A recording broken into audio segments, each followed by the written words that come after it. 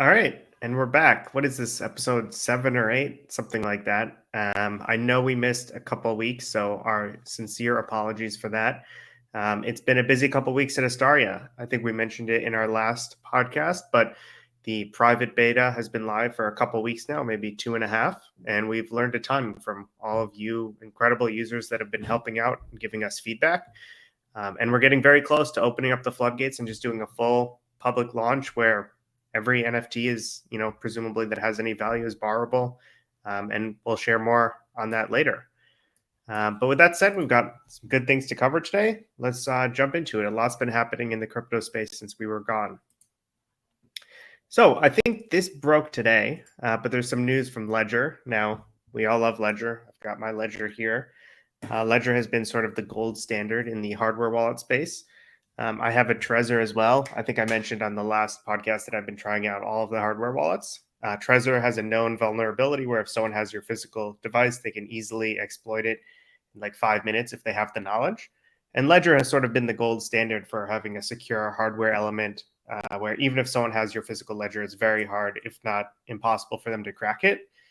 But now there's some controversy because Ledger pushed a software update, which effectively allows you to upload your seed or have a recovery key for your seed sharded in a few different locations and stored in an encrypted format online, which obviously poses some risks and calls into question how secure your ledger is if access to your seed can be taken off the device in either way. So, yeah, Chandler, do you want to dive deeper on that one? Yeah, I think the response to that feature has been just a complete backlash, and the community is not very happy with that.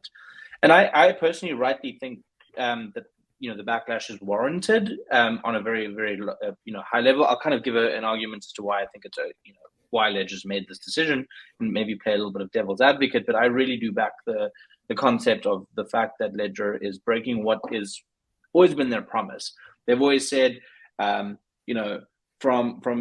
From every perspective, your keys, your wallet will never invade that that enclave on the device to be able to see your key unless it's like with specific consent from you. And now they're building software where they actually break that promise. So it's right now the concept of your keys from your ledger are not yours if you opt in for the service. And I also think that the way that they delivered it is the news is also kind of has not been ideal, given the fact that this is a software update. You always want to be keeping your software up to date. If you opt into the software update, you will have that feature built into your ledger, and so you're breaking one of those secure trust assumptions where Ledger has said we'll never enter this part of the ledger. That software will exist on your ledger now. Now, the actual device service that enables is actually something that I think is really needed, and I think that they've kind of messed up the delivery of this now. And that was that, if you lose your wallet, you want to be able to recover that. And I think that there was better ways to go about it. I can run through a couple examples, but ultimately what the service enables is you can spend $10 a month for Ledger to back up your seed phrase with some of their trusted parties, introducing a trusted intermediary in this case, which really is just also a bad, terrible concept given what Ledger's empowering. And you can then recover your phrase. And I think that that's quite a good product. But where I think Ledger really failed the community on this one is that the security update is not something if you don't want that service on your phone, that specific update on your Ledger, you can't update from now on. So you will be kind of backdated on your software features. You can only use Ledger services for this one. There's no other choices of how you want to go about it. There are other options for on-chain account recovery. There's the whole concept of social recovery. The reason why that's a lot better is that it's all on-chain. It's people that you trust, and it's within protocol and within the wallet itself. And so there are very many ways that you can kind of go about this whole concept of building in a recovery feature that I think Ledger at this point in time really just kind of didn't take that into consideration. And that's my 2 cents on that. But what I'm wondering, and it's still not clear to me, is from my understanding, what stored your seed was supposed to be like a segregated secure hardware component. But if they can push a software update to, I don't think it pulls your seed out, but it pulls out like a sharded recovery phrase. If they could do that, like the seed can basically, like the seed's not technically leaving your device, but something that generates the seed is, right? So if that's always Yeah. in the case, if like the hardware exists in a way that allows that and it just requires a software update, to me, that's like pretty problematic and not what I signed up for when I, decided to test out using Ledger. Yeah, the way I kind of think about it is that, you know, their code has always been audited, and you can see and you could verifiably prove that nothing will enter that secure enclave. It's a locked house. There's nothing that goes in and out. And with this new software update, basically they're saying like, all right, there's nothing that can go in that house, but there's only one specific case, and it's under this case, which is this recovery feature. And given the fact that part of also what I think adds even more fuel to the fire is that for you to use this $10 a month recovery service, you have to KYC yourself as well. So not only are you attaching your seed phrase to a trusted intermediary, you're adding your identity to that as well. So it really just rubs up the community the wrong way.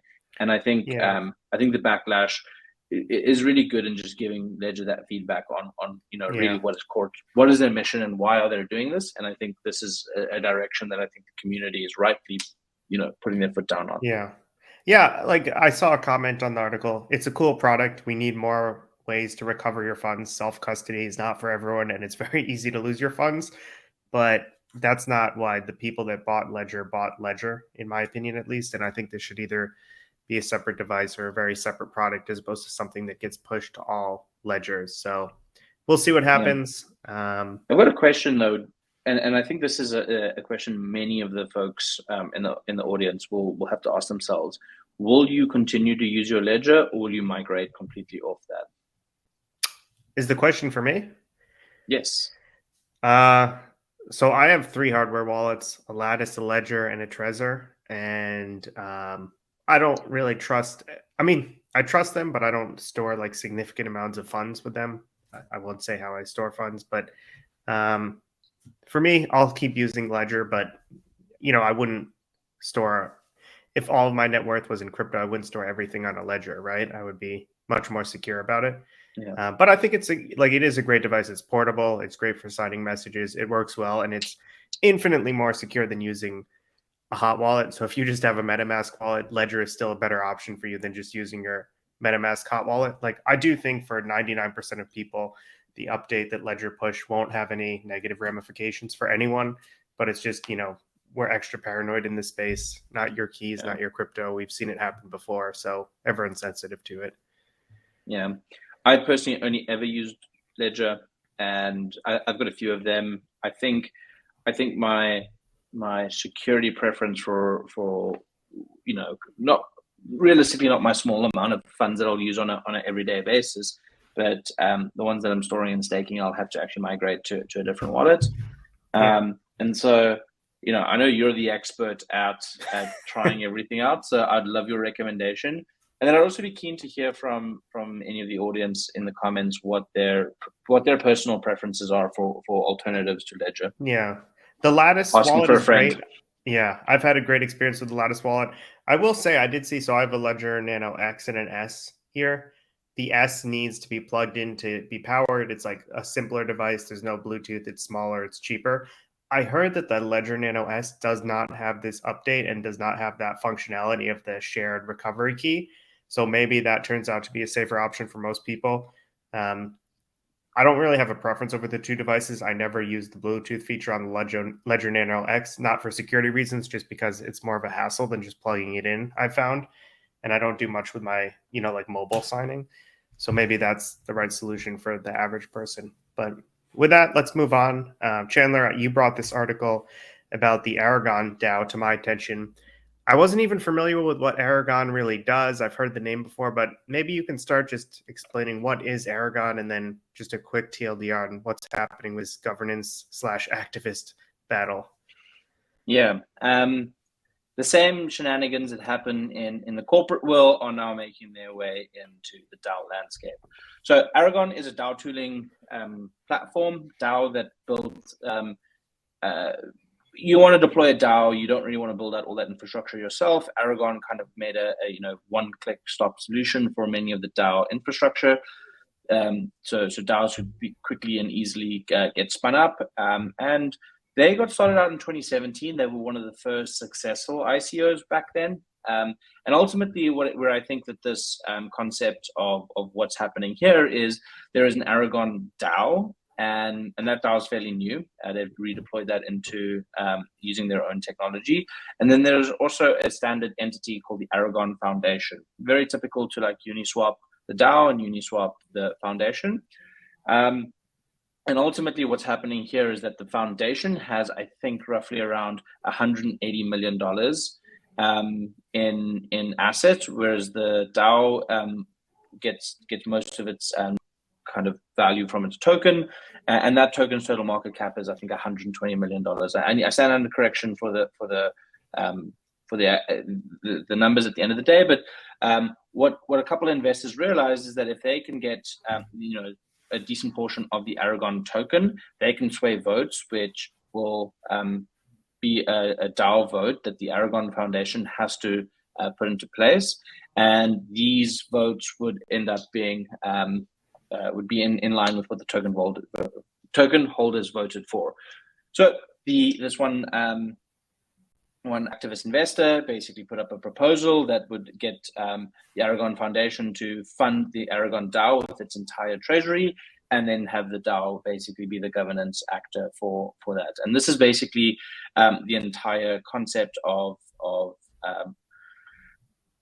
activist investors being able to gain control of something, and that's what the whole governance and DAO system is about. But more so is that the actual Aragon Foundation team denied this request, even though they're the DAO tooling kind of creators. They're kind of going against what their mission and mandate was, and so it sparked a little bit of a controversial discussion on what's happening. And so the irony and the puns here, I think, are quite abound. Oh, yeah. But realistically, at the end of the day, I think it's neither one of these teams are kind of in the right here. They're both going against what I think is the best common practice. But ultimately, it is a vulnerability that many of these DAOs that have tokens that are lower market cap than their actual foundation treasuries. And so that's actually a big risk for many teams at the moment. So actually having a big war chase at the end of the day is not to your benefit if you have a token. Yeah. I was going to say, I have some thoughts on that. I do think I did not realize how ironic this story was. That is crazy. This paragraph is like very interesting that, this is a similar Wall Street strategy to buy up the governance, basically the shares, right? When the assets owned by the company are greater than the share price, you can do an arbitrage there. And you can see here, Aragon had 190 or so million in assets, but the token was only worth 124. So clearly buying those assets and liquidating them would be profitable. And like you could argue for token holders, that's the best decision to get value back to them. We saw this with if you guys remember Olympus DAO from back in the DeFi summer days, Olympus was trading at a discount relative to its asset value, the assets under management, because there was doubt over whether you could actually liquidate the assets, similar to what's being attempted here. And yeah, it's a complex topic. I mean, clearly this shows that most companies are dynos, decentralized in name only. They're not real DAOs, and there's still power. The company still has power over the DAO, for better or worse. But yeah, it's tricky. I don't know which I prefer. On one hand, you want token holders to be able to take out that capital that, they quote unquote have ownership and governance over. But on the other hand, the company is probably the best allocator of capital in this case, and is the best interest in mind. So it's complicated. I think we're going to see a lot more of these type of things happen. But yeah, it's crazy ironic. Yeah, for those wanting to know what the resolution of this is the Aragon Foundation have decided to pay funds slowly into the DAO and use that money for grants. And so ultimately the money is going to be spent at the end of the day, but not in line with what the token holders voted for. And so this, I think, will be something that gets played out in a little bit more of the news cycle as time goes on. But ultimately, I think, the word dino is exactly the best summary of what I think the situation is. This is a great tweet from Monet Supply. They're a good follow in general if you want to follow them. But yeah, if Aragon isn't willing to operate as a real DAO, what does that say about their products? This space is like extremely embarrassing sometimes, and this is another one of those cases. But with that, let's transition to a more positive note. Lido V2 is finally here. So I think it's about a month or so after withdrawals were enabled for general Ethereum. Lido had to push a few more updates and make sure their contracts were secure, but withdrawals are live. So you can now withdraw your Lido staked ETH if you wanted to. I think the token, the staked ETH token is basically trading 1-to-1 with ETH. So most people, unless you have like a massive stack that drains the curve pool, you can just exit through curve. If you don't want to exit through curve, I think it takes between, Lido is saying 1 to 5 days to withdraw. I can pull that up in a second. But overall, this is great news. I think Lido enabling withdrawals was the last major LSD or LST, depending on which you prefer, to not have enabled withdrawals.